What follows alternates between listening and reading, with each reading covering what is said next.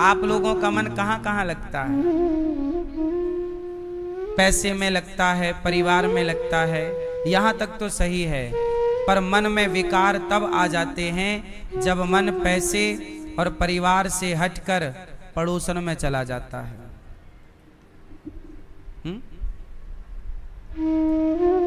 मन।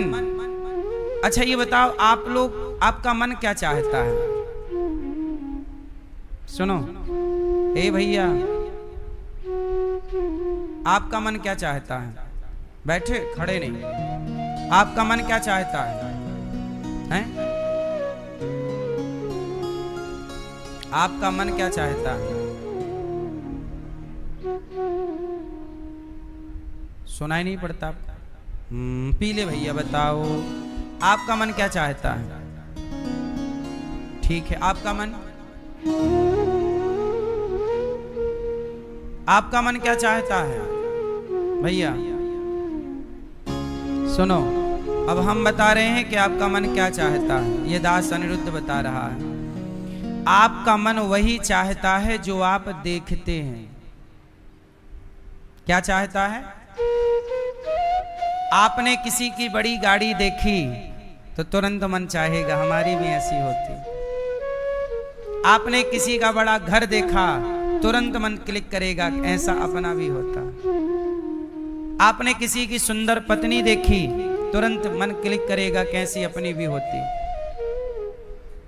किसी सुंदर पुरुष को देखा, मन चाहता ऐसा अपना भी होता। ये मन वही वही चाहता चला जाएगा जो आप आंखों से देखते चले जाओगे। मन कुछ भी नहीं चाहता, मन वही चाहता है जो देखता है। क्यों जी, सही है? क्यों भैया? आप कभी दाल बाफले खाए हैं? मैया, आप कभी दाल बाफले खाई हो? पिंक मैया, आपने कभी दाल बाफले खाया है? नहीं खाए? आपका मन कभी दाल बाफले की तरफ जाता है? हैं? जानती हो क्या होता है दाल बाफला? नहीं जानती? आप में से कितने लोगों ने दाल बाफले नहीं खाए? हाथ उठाओ। कुछ लोगों ने पहली बार नाम सुना होगा। सुना ना? अब जरा सोचिए, जब आपने कभी दाल बाफले देखे ही नहीं, सुना ही नहीं, तो आपका मन कभी उस ओर जा ही नहीं सकता। आप में से कितने लोगों ने कभी लिट्टी चोखा नहीं खाया? जिसने कभी नहीं खाया वो हाथ उठा सकते हैं। आप लोगों ने कभी नहीं खाया और कभी आपका मन जाता भी नहीं है। क्यों? ना कभी आपने उसे देखा, ना कभी आपने उसे खाया। आप में से कितने लोगों ने गक्कड़ भरता नहीं खाई? गक्कड़ भरता नहीं खाई? क्यों नहीं खाई? क्योंकि आप लोगों ने कभी उसको देखा नहीं और कभी उसके बारे में। याद रखिएगा, आप वही खाते हैं, आपको वही अच्छा लगता है जो आपके यहां बनता है, जो आप देखते हैं। हाँ या ना?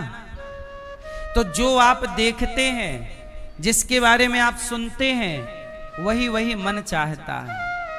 अब जैसे आपने आज दाल बाफला सुना, तो आपका मन चाह सकता है कि यार ये भी तो खाऊं, क्या चीज होती है यार। लिट्टी चोखा आज तो सुन लिया, खा के तो देखें होती क्या है। आपने नहीं सुना था, नहीं देखा था, तो कभी मन उसकी ओर कोई संभावना नहीं है जाने की, मन की। इसलिए जो देखा जाता है, जो सुना, कहाँ चले लिट्टी चोखा खाने? ये प्रैक्टिकल है, हम जाके आ रहे हैं, खा के आ रहे। जाओ। मन वही, ये अब याद रखना, मन वही चाहता है जो देखता है। इसलिए कहता हूं कि अपनी आंखों से कुछ भी ना देखा करो, क्योंकि जो देखते चलोगे वो चाह। आजकल लोग भटक क्यों रहे हैं? दिन भर इंस्टाग्राम में उल्टा सीधी चीजें देख रहे हैं। दिन भर कुछ भी देख रहे हैं, और जो जो आप देख रहे हैं मन वहां वहां जा रहा। इससे क्या हो रहा है, 100 चीजें देखी तो मन 100 जगह गया, 200 चीजें देखी मन 200 चीजें जगह गया, और आपने एक चीज देखी होती तो मन सिर्फ एक जगह। तो एक देखने से भटकाव कम है और 100 देखने से भटकाव ज्यादा है। तो मन क्यों भटकता है, क्योंकि ज्यादा चीजें देखते हो। इसलिए अपनी आंखों पर कंट्रोल, क्या देखें क्या ना देखें, क्या सुने क्या ना सुने, इसलिए खुद पर कंट्रोल। इसलिए हमारे यहां कहते हैं, देखो भालो तको मत, बोलो चालो बको मत, खाओ पियो छको मत, चलो फिरो थको मत। देखना बुरा नहीं है, घूरना बुरा है। सही है। इसलिए भरत जी जैसे महान ज्ञानी एक मृग में मन लगाने से मृग बन गए। आप लोगों का मन कहां कहां लगता है, आप मरेंगे और मन कहीं गलत जगह लग गया तो आपको उसी योनि में जाना पड़ेगा। इसलिए कहता हूं कि ये जन्म और मृत्यु का जो चक्र है, चलती चक्की देख कर दिया कबीरा रो, दो पाटन के बीच में साबुत बचा न कोई। चलती चक्की, जब चक्की चलती है तो कबीर दास जी रोते हैं। अब चक्की चले तो कबीर जी क्यों रोए, चलती चक्की देख कर दिया कबीरा। अब कबीर दास जी काहे रो रहे हैं, चक्की को देखकर। चक्की जानते हो, वो हाथ की चक्की नहीं आती थी पुराने जमाने में, गेहूं डाल दो पिस रहा है, चने डाल दो दाल बन रही है, एक का दो कर देती ना चक्की दाना चने को। तो चक्की को देखकर कबीर जी क्यों रो रहे हैं, आप बताओ। चक्की को देखकर कबीर जी क्यों रोए, क्यों रोए? इसलिए रोए, कबीर दास जी कहते हैं कि जैसे चक्की में 2 पहिया हैं और जितना दाना आता है सबको पीस देती है, ऐसे जन्म और मृत्यु के 2 पहिया हैं जो सबको जन्म मृत्यु पीस रहे हैं, सब पिस रहे हैं जन्म मृत्यु के पहिए में।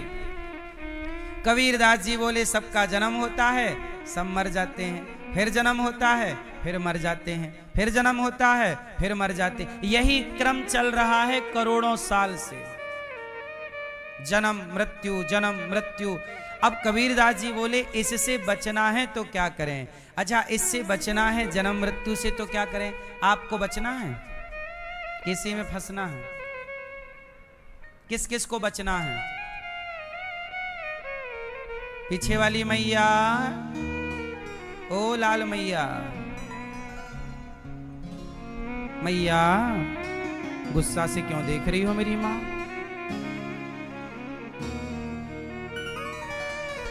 बताओ, आपको बचना है जन्म मृत्यु के चक्र से? बचना? सुनो फिर, कबीर दास जी का मुंह बोला बेटा था कमाल। कबीर दास जी का मुंह बोला बेटा कौन? उन्होंने कहा कि चलती चक्की चलने दे, पिस पिस आटा होए, कीले माही जो रहे, सो बालना बाका होए। कबीर दास जी रोए तो पुत्र कमाल ने कहा, पिताजी मत रोइए, चक्की चल रही है चलने दो, आटा हो रहा है होने दो, पर कील एक है चक्की में। चक्की में बीच में क्या होती है? कील। उस एक कील में जो दाना चला गया, फिर वो दाना नहीं पिसता। ऐसे जो एक हरि की, एक भगवान की शरण में चला गया, वह पिसने से बच जाता है। इसे जो 84 के चक्र से बचना चाहता है, उसे भगवान की शरण में जाना चाहिए। किसकी शरण में जाना चाहिए? मैया, ओ टॉफी वाली मैया, कथा की टॉफी खा लो। ये क्या तुम प्रपंच लेके बैठ गई? कथा चल रही है, सुन नहीं रही हो आप? कथा के बाद में प्रसाद बंटता है, अभी तो कथा ही प्रसाद है। आप खुद ना सुनोगी और टॉफी के चक्कर में सुनने भी ना दोगी। टॉफी महंगी है कि कथा? काहे तुम लॉलीपॉप पकड़ा रही हो? बैठ जाओ।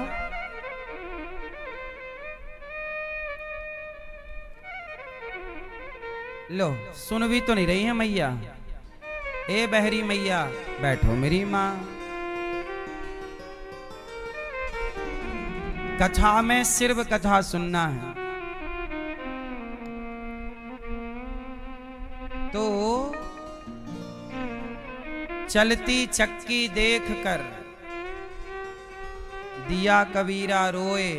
तो जन्म और मृत्यु के चक्र से बचना है तो क्या करना पड़ेगा? क्या करना पड़ेगा? एक भगवान की शरण में। किसकी शरण में? आपको कौन बचा सकता है जन्म और मृत्यु से? इसलिए एक हरि की शरण में, एक भगवान की शरण में आप प्रेम से रहो। भगवान की शरण के अतिरिक्त और किसी के आश्रय की जरूरत नहीं है ना। भरत जी मृग बने, बाद में मृग का शरीर छोड़ा, तब उन्होंने राजा रहुगण को ज्ञान दिया। वह रहुगण जिस मृग के चक्कर में पड़े, वो मृग अगले जन्म में राजा बना और भरत जी बन गए मृग। अब राजा रहुगण का उद्धार हुआ, भरत जी ने दिव्य कृपा की। 28 प्रकार के नरकों का वर्णन है भागवत जी में। जो जस करहि सो तस फल चाखा। कितने नरक होते हैं? कितने नरक?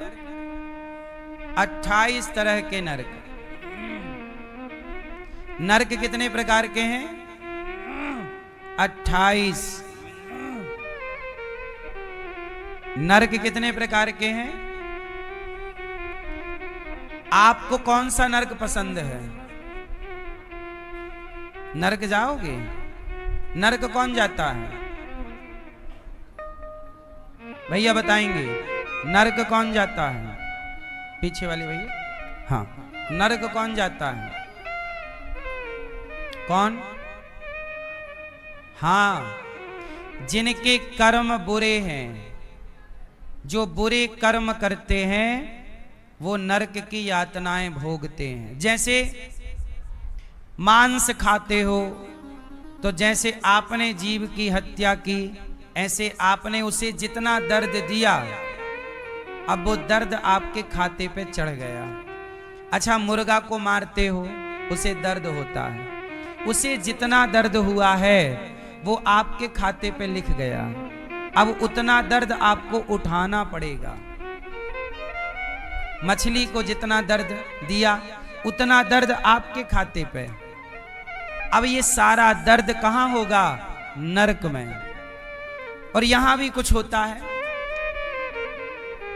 इसलिए कुछ लोगों को यहां भी अपार दर्द है शरीर में, चाह कर भी आप दूर नहीं कर सकते। कई तरह का दर्द होता है, शारीरिक दर्द भी होता है। और किसी का, आप किसी से बहुत प्यार करते थे और वो भगवान के घर चला गया, तो उसके वियोग में आपको दर्द होता है। कोई प्रेमी आपका, कोई अपना आपको छोड़ के चला जाए तो आपको कष्ट नहीं होता। तो जितना दर्द आपने दिया होगा, उतना दर्द आपके खाते पे लिखा है, वो दर्द आपको होगा। कैसे भी हो सकता है।